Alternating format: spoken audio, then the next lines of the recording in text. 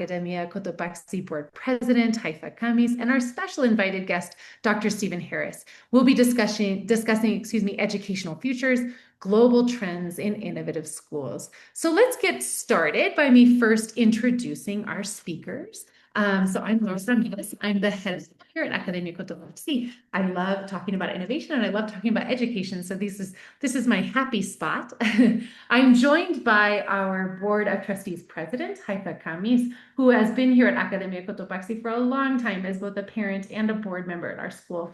Haifa has 3 children, 2 who are proud alumni of Academia Cotopaxi, and a 3rd child who's in our Academia Cotopaxi Middle School. Haifa and her husband started as parents in our Imagine Early Years program, so she knows the school better than anyone, I think. It's been nearly a 20-year journey that she's had with our school, and she has been instrumental in the school's forward trajectory and consistent commitment to improvement and growth. And that steadfast support has just been essential in seeking the very best for our students. So very pleased to be joined by Haifa tonight. She'll be helping with questions for our speakers. So welcome, Haifa. Thank you so much. Thank you, Laura, for that nice introduction. I'm also excited to be here. Oh, good morning, good evening, everyone. And then Haifa and I are very excited to introduce our special guest this evening. So this is Dr. Stephen Harris, who's a former head of school who now works on visionary educational projects around the world. His expertise spans considerations of vision as a catalyst for school change, pedagogic change and innovative learning environments, design of sustainability-oriented and purposeful learning spaces, and in his work as co-founder and chief learning officer at LearnLife, Stephen and the LearnLife team have developed a new paradigm of learning that's focused on learning that is lifelong, learner-centered, studio-based, and with strong emphasis on agency, purpose, and relationships. So we're very excited to be able to pick through some of Stephen's thinking about education and about innovation. Thank you so much for joining us, Stephen. I know it's, 1 a.m. for you in Barcelona, so you're a trooper, and we welcome you here tonight. Thank you so much for joining us. No, I'm very pleased to be here. Thank you. Thank you. I'm looking forward to the conversation. Yeah, of course, it's going to be wonderful. So thank you so much. All right, the first question comes from me. What we're thinking about, Stephen, is, innovation can sometimes be seen as a bit of a buzzword nowadays. And I'm curious about kind of 2 related things. What do you see as the purpose of school? And what role do you see innovation playing in us fulfilling that purpose that you identify? Okay, great questions and going through. I mean, for me, the purpose of school is pretty straightforward. It's not about exams. It's not about systems. It's not about all of the things that people worry about. It's ultimately about, are we able to set up a child so that they are ready for life? And, it's not about future focus, it's life focus, and life has already started for them. So that, for me, when you're looking at the purpose of school, the end point should be, we're confident that they are autonomous learners, they're independent learners, they're ready to embrace life, they've got the skills to go ahead, and more than ever, that has to be the purpose. Now, I think it's got extremely muddled with politics, with governments, with tradition, where there is a sense that, the purpose of school is to produce what the nation needs or whatever else, and look, all of that's very valuable, but ultimately it's about getting kids ready for their future. And in that context, I guess the second question actually plays into it quite well. What role do you see innovation playing in fulfilling that purpose in that context? Well, for me, innovation is about adjusting, changing, transforming the way that we do things so that we meet that end goal. Now, if the end goal is to create lifelong learners who are thriving, going through, well, then innovation could be as simple as saying, well, what's causing disengagement? We need to change it. We're the adults in the context, and innovation should be as small as saying, something has happened for a child.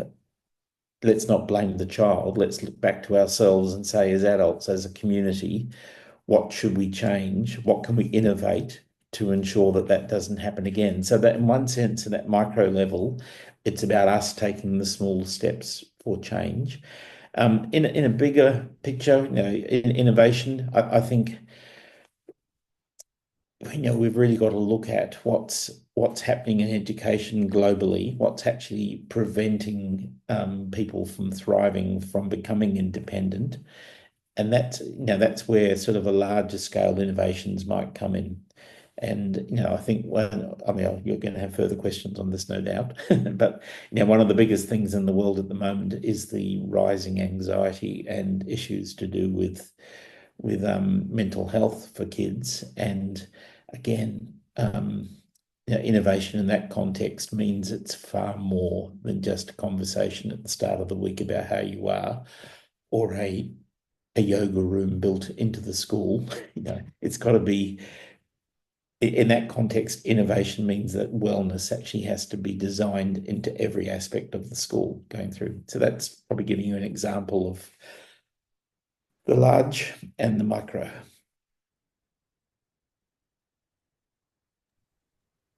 Thank you so much, Stephen. Our topic this evening is global trends in innovative schools. Can you provide our attendees with a bit of inspiration? What are some of the more exciting global trends you are aware of in innovative schools around the globe? Yeah, look, I think one of the biggest ones that I'm seeing and it sort of surfaces in slightly different ways. Now, it might have been called project-based learning in some countries, but it's far bigger than that. It's not just about one project. It's about a shift to transdisciplinary learning.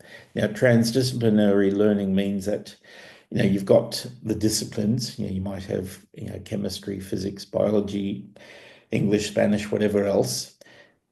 Sometimes you can have multidisciplinary. You might put sport and biology together.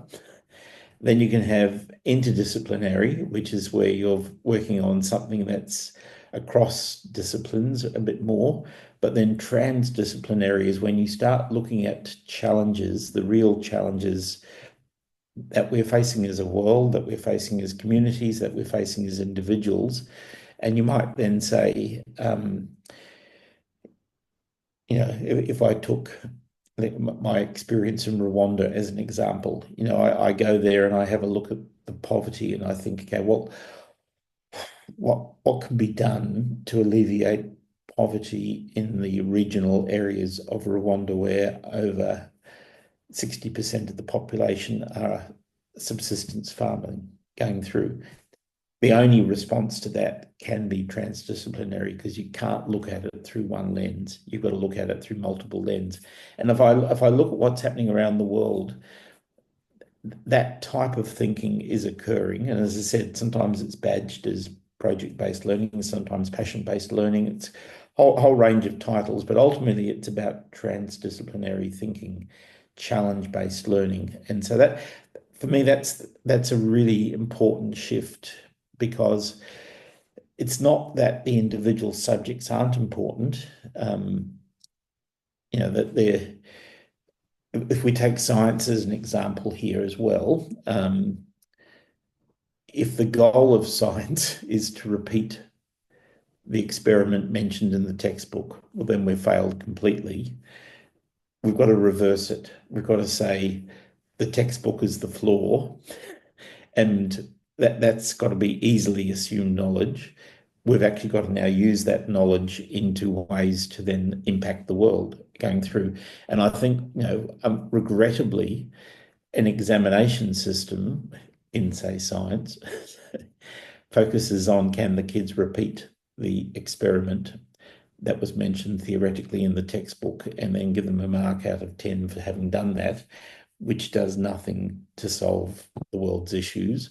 And the crazy thing is that kids are capable of far, far more than that. So, that's one trend that's actually happening. I think I'm also seeing the discussion around what needs to replace reports and exam results. That this is a big one. That's actually it's more than just a ripple now. It's a wave you can start to see. It's a conversation in many countries which is saying, okay, if the pandemic really showed us that the examination and assessment systems were quite unfair, and that's one of the stories that came out from the pandemic, because people suddenly saw into the houses and they saw what kids were struggling with, and they saw the reasons why they mightn't have done so well in a test. It was because they were looking after three younger brothers, sisters. They were cooking for the meals, and they were doing a whole range of things. So our assumptions that the examination system is the fairest system got really, I guess, introspected, and then, as typical, the pendulum swings, and some systems have gone right back to it, and others have actually tried to go out from it. Now, for me, if we place lifelong learning capability as the endpoint of school, then, I mean, one of the things that's very interesting in Learn Life is that, having done that, we've now got a quarter of the students, and that's almost probably all of the older students, choosing to do exams as a subset of where they want to go, and they love them, So having actually removed exams as the compulsory, having them focused on, okay, we're going to grow your lifelong learning autonomy, they are then able to swing around and say, okay, help us understand the psychology of an exam so that we can apply that to wherever we want to go, whether it's the States, whether it's the UK, Germany, France, or somewhere else. And through that, and then how do you represent that for parents? And I think the idea of a curated portfolio becomes a really interesting one. And again, what I'm observing around the place is that 6-year-olds are quite capable of choosing something that they have done and using that to then talk about their learning. And that's curating an artifact, a learning artifact. Then the question is, for parents, how do we put that into a form that parents can actually see, hear, and feel going through? And in many cases, that becomes a child-led conversation that's going to happen on a cycle in some way. So that's another one. I'm just trying to think of some others. Some of the ones I love, trends that are happening in little ways. Now, this one's really difficult because it depends on the country you're in. But for me, I've always thought it's crazy that countries place teenagers into a hothouse by themselves, separate from the society. They make it very hard to go and visit or to come out. And I understand that that's for safety, security reasons in some contexts. But, really, no household operates with a room full of teenagers devoid of adults. We know that that's going to be disastrous. Why do we have schools like that? Because it's producing all of the issues of the bullying issues, the cyber stuff. All of these things come because we've got a hothouse of teenagers. So there is a trend where people are managing to say, how do we put school into a suburb, into a community, into a region, keep it safe, but also make it just another part of the community where all ages are represented. And for me, that's a really important one. There's lots more I could say, but let's leave it there and continue with questions. Well, and we could talk about this for a long time, because it's interesting. I think a lot of what you're talking about is relating to so many of those traditional ways that we approach education, and really trying to turn that on its head. When I hear you talking about transdisciplinary learning, or a different way of thinking about assessment, or even the different ways that we bring children together, one of the things I'm really hearing you say without saying it, but I'd love for you to talk more about it, is something we're very interested about here at Academia Cotopaxi, which is ensuring greater autonomy for our students. And I know that you're going to be working with teachers here at the school later this week on this. Can you give us a bit of a sneak peek into that work? How do you recommend that teachers set up learning environments like you're describing, where they're really developing that readiness and autonomy in students at all of these different ages and stages, and then they're able to do these amazing things you're describing? Yeah, I mean, that's a really, really important topic. and we could go on for hours about that one. Look, I think the first thing we've got to recognize as adults is that we went through school systems that preferenced compliance and control over creativity. Now, when you look at Sir Ken Robinson's stuff that he put out onto the famous talks that are on YouTube and TED Talks on those topics, it's quite clear that the school systems have done a great job of killing creativity gradually in kids going through. So when it comes to the idea of developing autonomous learning skills, that's actually quite scary for a lot of teachers because they've actually never been taught how to do it. They've been told that they are a good teacher based on their classroom management, and some inspector has come in and had a look at the back of the room and actually has written down notes to say, they managed to pick up those kids that were misbehaving or disengaged or whatever. It's all been about control and compliance. So we're talking about something pretty different here. I guess when we looked at that quite seriously at LearnLife, because when we shifted from 50 to 100 kids in that program, as we grew, I knew the staff were going to be in for a bit of a shock, when you've doubled the number of kids, because they assumed that the culture that was established for the 50 would just transfer to the 100, and it didn't. And when I came back to Spain and saw what was happening, I said, look, we've got to be very careful here because the kids are wonderful, but they have zero ability to self-direct, and you're actually expecting them to self-direct. So we then had to look at all of the sub-skills, and when it comes down to it, what are the sub-skills of being autonomous? And it's fine for governments and for politicians and for bureaucrats to talk about the need to have well-managed schools or well-behaved kids or whatever else. What does that mean? And so we broke it down and looked at the neuroscience and the research and really came down with 6 areas, which included sort of self-regulation, self-management, self-responsibility, self-determined learning, self-directed learning, and agency. And across all of that sat the need to have strong self-awareness. And then we looked at breaking down each of those areas into the sub-skills. What was a low level of self-regulation? I'm seeing that in our new hub, in the Village Hub at the moment. And again, what's so important is not to then have in your mind that you're judging the kids. You've actually got to say, no, they're lacking self-regulation because of where they've come from and the systems that they've come out of. So you've got there's a low level, there's a medium level, there's a high level, and then ultimately there's a level that can impact the world positively. We sort of looked at it through those 4 lenses, but then I also said, there's a number of kids who've got 0, they haven't even got low. So we then took that onto a continuum and said to the kids, place yourself where you think you are with this particular skill.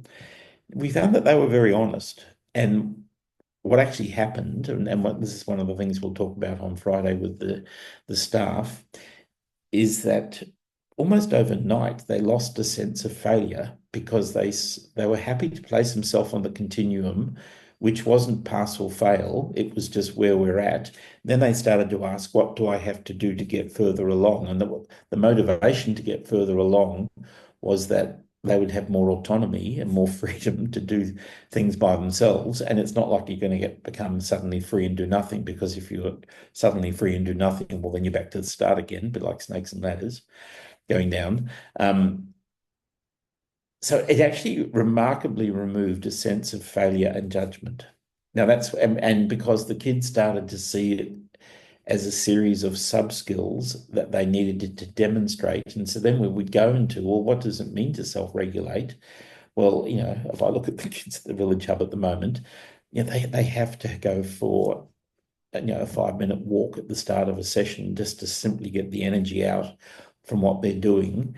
They have to have a practice 5 minutes of silence as they're walking, because they just can't do that. And so you've got to then give them the opportunity to do these things with movement, with fresh air, with all of these things.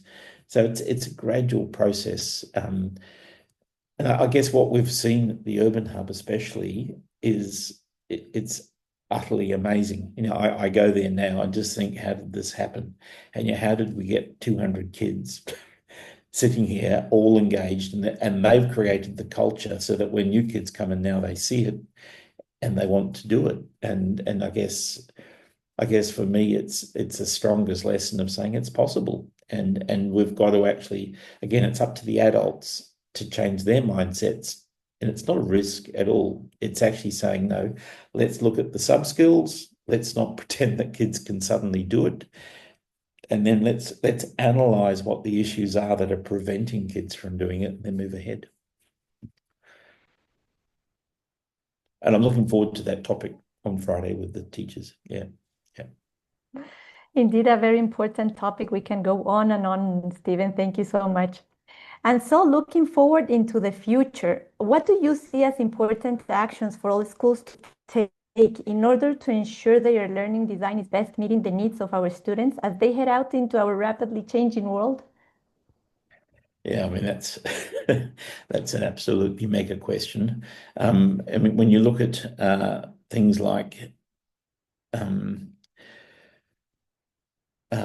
what the World Economic Forum or the OECD or other sort of bodies who have a look at the emerging skills that are required by business and elsewhere, what's quite clear is that there is a strong shift from business to say that they're not so interested in university degrees anymore, because what they need for someone is the soft skills, the emotional intelligence, the ability to work together, the collaboration, the problem solving, but actually really big for most of them is working together in teams, the collaboration.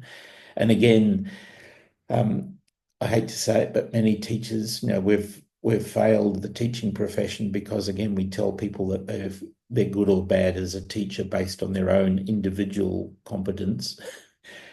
Why don't universities assess people in teams, going through genuinely, but train them to be able to work in a team, because that's actually quite a hard skill.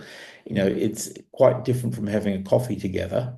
Learning to coexist, learning to cooperate, they're all ahead of before you get to collaborate, and you're never going to co-create until you've learnt all of the other skills going up the ladder, in that context.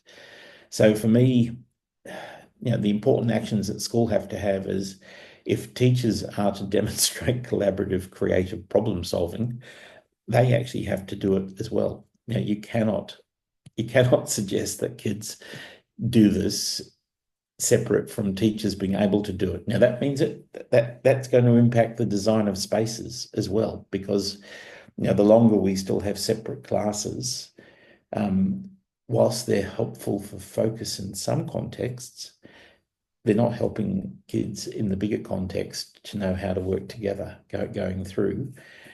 And the world is rapidly changing.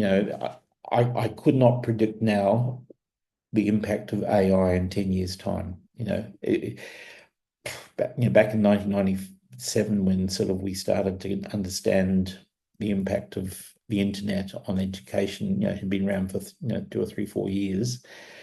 You had an idea of where it was going to go, but I could not say now, what's the impact of AI.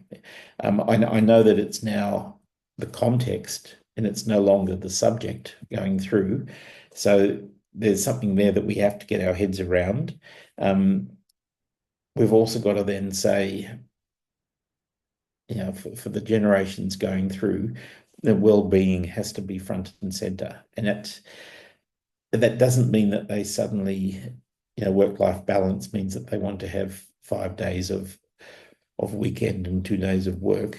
But what it does mean is that kids are emotionally intelligent, so that they can actually look after themselves and their peers going through. And again, you can't do that if they can't talk. You can't do that if they can't work together. So you've got to actually set up these contexts for kids there. And ultimately, my contention is that there is zero reason any child should either dislike or disengage from school.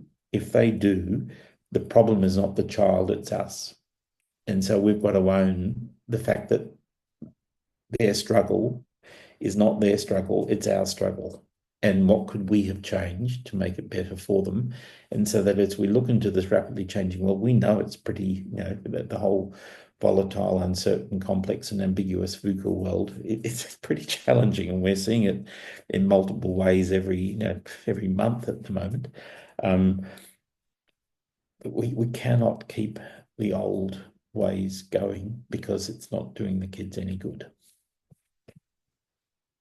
Yeah, no, and I really love how you frame that as AI as context, not subject. I think it's that kind of transformational thinking that is important in schools, right? If we're going to get a different output, we have to think about things differently.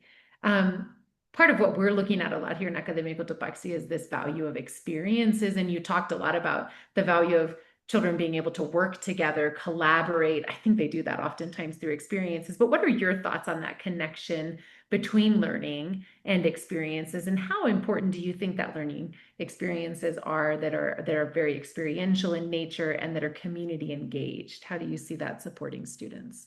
Okay, so you've got sort of two areas there, and we'll look at them as they're separate but connected going through. I think that's when, if teachers were sort of told to prepare a lesson beforehand, the outcomes, the textbook outcomes, the curriculum, and they put it together as they've been told to do for decades going through, or centuries. Now we're looking at how do you design a learning experience? How do you actually design a situation so that the outcome is something that you're actually looking to achieve? And that brings in the whole process of design thinking, which I think is a really powerful tool. Now, it doesn't have to be the complex design thinking that Stanford University does. I mean, I love the Stanford model.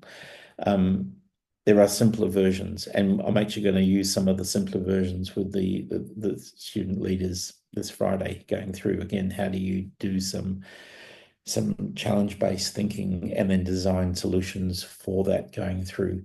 So I guess the connection between learning and experiences is that, really when it comes down to it, we learn by experience. That's the reality. I'm far better at Spanish if I'm speaking in a restaurant or in a supermarket or a taxi, because I want to make sure that the taxi driver takes me the shortest route, not the longest route. That experience will actually promote the need for me to know the language, and then to make sure that they're going to stop at the right place. And it's powerful. I mean, again, I'm looking at my granddaughter, as she learns, and she's learning through experience. I watch it. I think that was one of the best things I ever learned as a young teacher, was we were forced to then analyze how does a child learn to speak, go through, and then take the steps and the processes of that happening, and then transfer it to, well, what does that mean for literacy in school, for both primary school and secondary school? Very, very simple exercise, but pretty powerful, in terms of saying, well, because we know kids learn through experience. They're not going to have a lesson on how to open the cupboard door. They're going to open it, they're going to fail, they're going to open up the wrong door, they're going to be and they'll be, redirected, going through, but they're not going to be sort of put into detention for the next 5 weeks because they've opened up the wrong cupboard door or taken something out. So how important is experiential learning and community engagement? I mean, for me, that's one of the things I actually do love about Learn Life, is that the position of the urban hub is that, you literally across in our little section of the street, there's a cafe, then there's a bike hire shop, then there's a shoe shop, then there's Learn Life. People look through the window and what are you selling? Then there's a Vietnamese roll shop, and then there's a couple more restaurants. It's completely into the community going through, probably more than I've ever seen anywhere else. Now, that obviously can't be done everywhere. However, I think the idea there is that we learn in community, we learn in relationship, and how are we going to expect kids to be able to relate to the community if we've kept them separate? If they've done everything as a theoretical process. There was, I think, years ago, we're talking sort of 20 years ago, early internet and everything else. There was a great program I watched about, it was on YouTube from Portland in Oregon, and it was a school that for year 9 was sending out all of their students for English, which was a 2-week immersion. So they were only doing English for 2 weeks into the city. The first week they actually had to find an organization that was helping the homeless. And again, that was, they had to sort of source it, research it, approach them, and then actually understand how did that organization work. And that was the first week of the program. And then the second week of the program was that with someone from that organization, they had to go and find a homeless person. They had to actually interview them, video it, and then make a video of that person's life journey. And then the assessing process was to show it back to the homeless person and ask if it was authentic. Now, for me, when I heard that, I thought, every other English lesson on empathy and literacy and research was nothing compared to that. That really stood out to me. Now, again, it can sometimes think of all of the child safety issues around that one. Yes, there are a multitude, but they're not impossible. Again, you've just got to, if you're going to design the experience, you've got to be able to design the safety in there. And, I think for me, at any age, at any level, to make learning real, it's got to be community engagement as well going through. I mean, it's also quite, I guess for me, I'm watching adults in our Learn Life Rwanda program, which is completely separate from the rest of the Learn Life programs because it's for adults and it's a separate sort of company going through.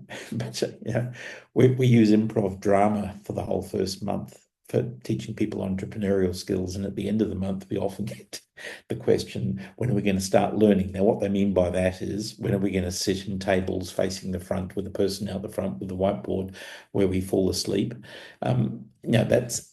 That's in their head. And we then turn around and say, no, you've actually been learning incredible communication skills through the improv drama. And again, it comes down to, we've got to reframe how learning works. Very powerful, Stephen. Thank you so much. I'm a true believer of learning through experiences. It really leads to authentic learning journey together with the community, with community engagement. So now, as you know, I'm a parent and I'm a very curious parent. So what role do you see parents playing in innovative school contexts? Great question. Parents have to play a really powerful part of the process, because we talk about growing students, we talk about growing staff, we have to talk about growing parents. I'm a parent as well. None of us went to parent school and we all make mistakes going through. So we've got to actually reframe parents into that autonomous learning. How good are we as parents going through? Because there are certain skills that when it comes down to it, we've got to be able to say, okay, I've got to change my mindset, my understanding. I've got to move away from what I thought was good when I was younger or whatever else. There's so much there for parents to understand. But what I've found is that when you talk to parents about their role in education, and you say to them, there's three, there's the biblical metaphor of a cord of three is strong and can't be broken, is that the child, the school, and the parent have to work together. And for me, when you've got a child with neurodiverse needs or who's come from a challenging past, it's really important in those contexts to sit down with the parents before anything happens that's hard, and to talk about, how do you manage at home? How do you think we should manage at school? Because together we're going to do this going through. So I think for me, that parent one and innovation is really, really important, because we've got to allow parents to shift their mindset to ask the questions and to join us. We have to have a a completely non-judgmental view of each other, because we've got to trust that the parents are trying to do the best for the child.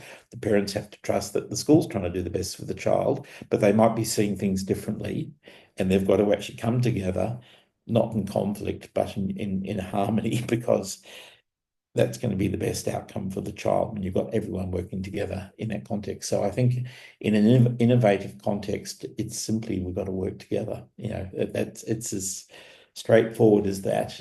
It's not about battle lines. It's not about conflicts. It's about harmony and getting on together. And it's a great opportunity. And I think I could give you many stories of where there have been difficult kids with neurodiverse needs and everything else. I can remember once, this is back in the Sydney context for me, there was a boy with high autism, extremely bright. And I knew that for him, his only way of coping with the world was his laptop. Now, unfortunately, one day he had a substitute teacher who didn't really understand when she had been told, don't touch the laptop. It's actually him. It's like a wheelchair for a person. And then she not only touched the laptop, she actually impounded it temporarily because she was annoyed that he was still using it. And anyway, so it all broke down, and I had to ring up Dad, and I said, this is what's going on.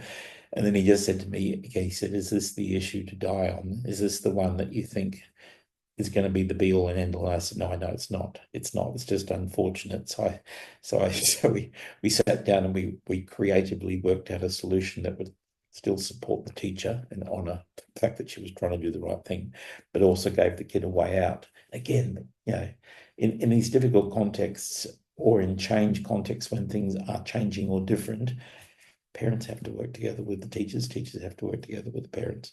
Yeah. And it kind of reinforces what you've been talking a lot about this evening, which is that power of relationship, right? And that parent school student relationship is such an important one. And it makes me chuckle because I always think of that. I don't know who to attribute this saying to, but that saying, everyone likes transformation, but no one wants to change. I think sometimes for parents, when you make these innovative choices for your children, gosh, I can think of examples for myself included as a parent.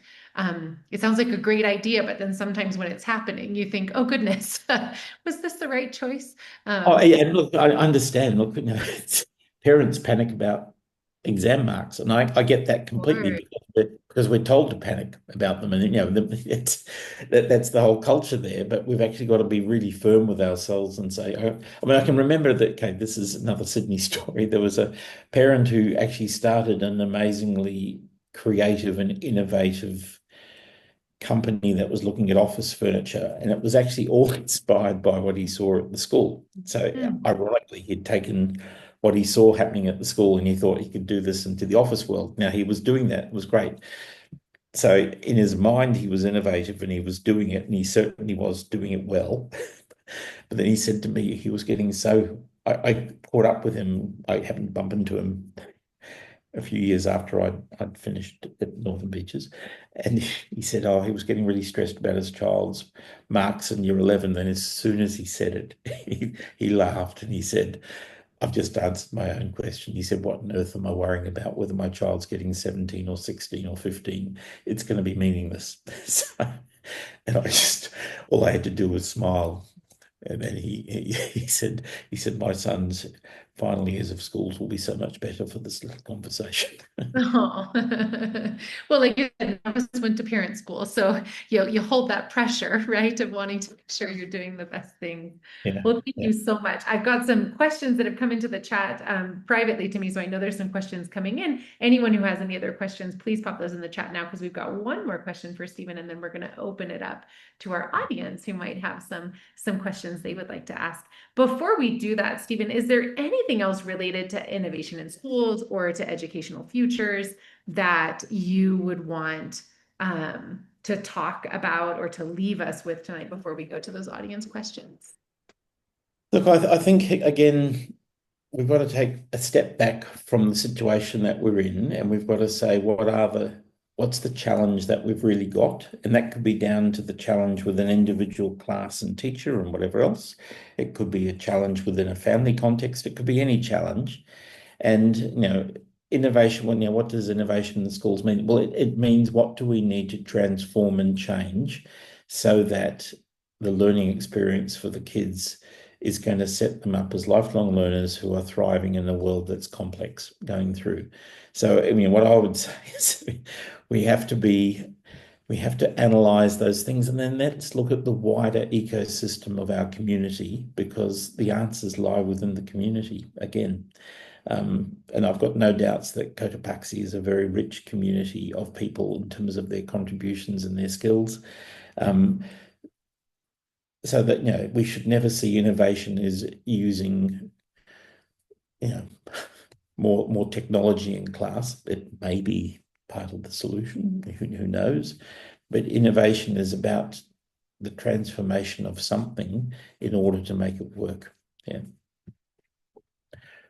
Yeah, thank you for that. And so I'm going to start with a question that came into me in private chat, because I think it's really well connected to that. Like you said, I mean, we are so fortunate here at Academia Cotopaxi to have this incredible ecosystem of partners and parents and organizations that work with us. And I think it does go back to those relationships that you were talking about before. So we had a question come in saying, what role do you see relationships playing in the educative experience? How do you see Okay. that? That's a fantastic question, and the easiest one for me, because at the center of the paradigm of learning, for me, at every point, it starts with relationships. If kids are not experiencing positive relationships in their life, then they're never going to learn. Now, that means we can't tell what's happening at home. We can't tell always what's happening in every classroom space or every context or every interaction they're going to have to and from school during a day. So therefore, as a school community, we need to put incredible emphasis on how do we grow the emotional intelligence of everyone, especially the teachers, the adults, because relationships are at the core of all learning. It's as simple as that for me. It's once you've got the relationships in place, you've got psychological safety, you're ready to grow going through. And that just mirrors life. A child is bonding with their parents, get the relationship, and then they're going to thrive. It's pretty simple research. Thank you for that. So another question's come in that I think is related to relationships. This is a great one. How do you recommend balancing a desire for an innovative learning environment with these the questions framed as like barriers, but kind of these metrics or these hoops that must be jumped through for potentially like post-secondary opportunities or, that job that you want to get into? How do you balance that? Okay, look, I think there's some hard answers to this one. They're hard because they go against what has happened in schools for so long. You've got to look at the hierarchies. You've got to look at the power and the perceived power and the experienced power, so that if kids are coming in, we've got to then assess what's the problem, what's preventing success, what's preventing their ability to navigate the difficult things or the challenges that they want to take on. And quite often that's connected to the hierarchies that are within the school. Now, I mean, I can make one example here, and I'm not going to suggest that you do this as well at all at Cotopaxi. And I didn't do it until about 10 years at Northern Beaches, but I worked out that I really disliked people coming into my office and saying, "Oh, it's the principal's office, we should be nervous." That really used to get to me, because I tried my hardest to make sure that it was welcoming, that the door was always open. And then in the end, I decided, the only way to deal with this is not to have an office anymore. And so I actually got rid of it. And I then became mobile. And if I had to have a conversation with parents, I'd hold them in the cafe. If I had to have a conversation with kids about something, we'd go and sit on the park bench and focus out. Life became so much more meaningful for me, because I smashed that concept of, I didn't want anyone to ever say, you've been sent to the principal's office, because it was such, they might say it in jest, but it was so negative, and it was easy to get rid of it, I found. And I used to upset my PA no end because she was trying to locate me with something in my pocket that would tell her where I was, and I would intentionally forget it so that I could have at least half a day actually being in the school, in the classroom spaces, talking to people, and actually seeing what was really happening around the place. And so it became really, really positive. But yeah, there's my answer to that one. We've got to look at the hierarchies in school and what they're actually doing. Where do they exist and how do we overcome them? And then be a bit of a troublemaker, I'm hearing, Stephen. Yeah. Approach those hierarchies with a little bit of mischievousness. So an interesting question that's come into our public chat. Do you see that neuroeducation, and so for those of you not familiar with that term, that's that combination of neuroscience and psychology and education all together. Do you see that as a real path to follow in order to innovate? No, I don't think it's a path to follow to innovate, because I think when you look at what is innovation, innovation is when you're actually changing something in order to make it work. Now, obviously, that's connected to neuroscience and to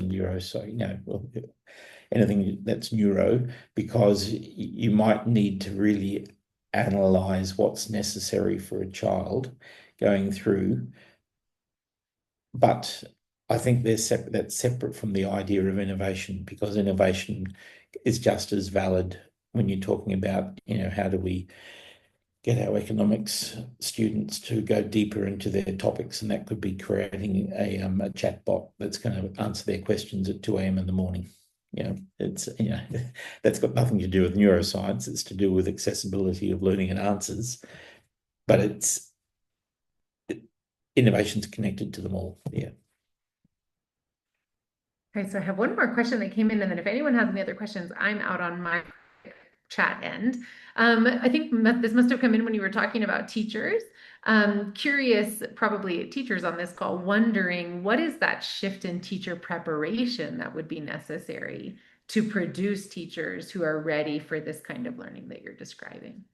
That's an extremely good question, and it's a hard one. And I guess I would want every teacher that's listening to anything I say to know that I'm speaking as a teacher. Okay, I'm not speaking as a person that's some global disruptor or innovator or anything else. I've been a teacher. I've been in the classroom in schools for almost 50 years. I guess for me, for whatever reason, from my childhood, I always looked at the classroom as somewhere that needed to be a fun space. Now, we've got to get teachers to, I guess, articulate their fears, articulate their concern, their challenges if they're going to try and do things differently, because they're very real going through. And then we've got to work out, well, how do we do that together? And I think that's why I actually really preferenced in upper primary, well, it was all through primary and through the middle years, ultimately collaborative teaching models, because when you have a team of 2 or 3, 4 working together, I found that they were far more comfortable to do things differently because they weren't doing it by themselves. So that in one sense, you can structure in ways of doing things that will enable teachers to feel more confident to try things differently and to not feel like it's teachers have to be confident to know that we talk about fail forward to kids. It's fine as an adult to fail forward when you're trying to do things differently as well. So I mean that's a good conversation, and in one sense I'm looking forward to seeing the spaces and to possibly suggest things that could happen. And again, what I like about when you get a group of teachers working together, and if I take the most extreme example that I've ever done, that was 7 teachers with 180 kids at Northern Beaches, all aged 10 and 11. That worked incredibly well. I wouldn't actually say everyone should do that, but what I really loved every morning was that the team of adults got together like a hospital medical team, and they compared notes about what they'd learnt overnight or what happened yesterday afternoon. And they were a team where they took responsibility for all 180, not just the 30. And so you actually built an incredibly strong community within the school of kids who identified with multiple adults. And again, I've always found it a bit curious that when you start the first year of school, I don't know whether it's called kindergarten in Ecuador or not, but in other countries, sometimes kindergarten is that first year, is that parents always want to know who's my kindergarten teacher for my child. And then they get worried if that kindergarten teacher gets pregnant and has to leave or something else because my child's going to cope with a change. They've just come from preschool. They've had multiple adults.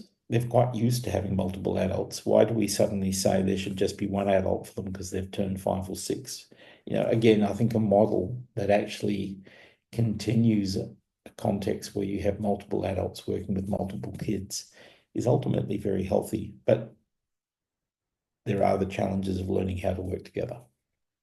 And if we didn't have that schooling experience ourselves of being very collaborative, maybe even as adults, we need to continue working on that skill set. So it's an interesting question that actually just came in about that role of adults, but in this case, parents. And if we acknowledge, and I think this listener today is acknowledging that there's just this rapidly changing world, right? And a real need and desire for adaptability. The question is, what strategies specific to parents could be applied that would help parents to be more open-minded and more willing to learn about the change and to guide their children through change in community with teachers? What could help parents? Look, the first thing to help parents is to say, can you in any way predict what the world is going to be like in 20 years' time for your child, or 15 years or 10 years ahead? The answer has to be no, because there are so many things that are changing in the world at the moment, and at the very least of them, or not the very least, but one of them being AI, technology, and the way in which we're told that 60-something% of jobs or job skills required in 2030 don't actually exist even 5 years out. So there's all of these things happening. So I think for parents is to say, let's have a look together as realistically as we can as to what is your child going to need to survive and thrive in this world. It's not about just surviving, it's thriving, going through. I look at my little granddaughter and think, they tell us that with improved medical practice and everything else, she should expect to live 100 years.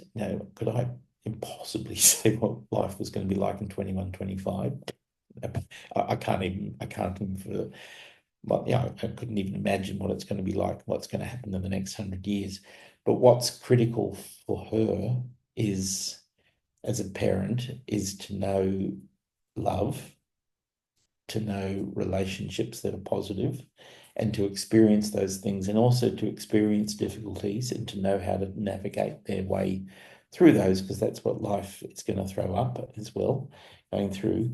So I think for parents who are struggling or are hesitant or a little bit anxious about what their child really needs, is take a deep breath and have a conversation with your friends about what's going to be needed in 10 years' time. I actually love what the New Zealand government did here. They knew that they have a large problem with Maori and Pacific Islanders failing in the current school system.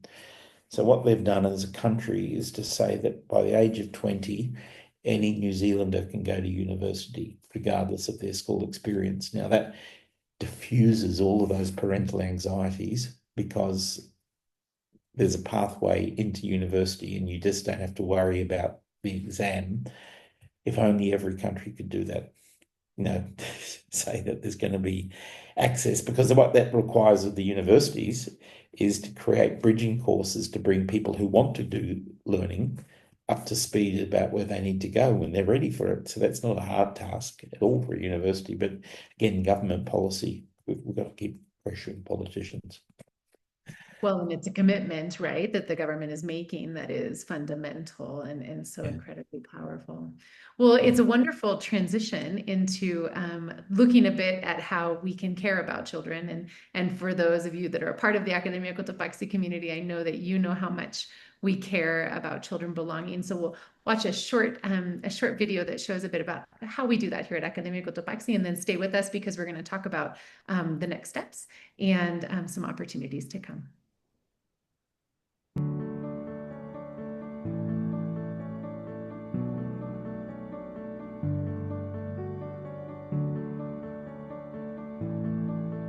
You belong at Academia Cotopaxi, where dreams take flight and futures are shaped in the heart of our vibrant community.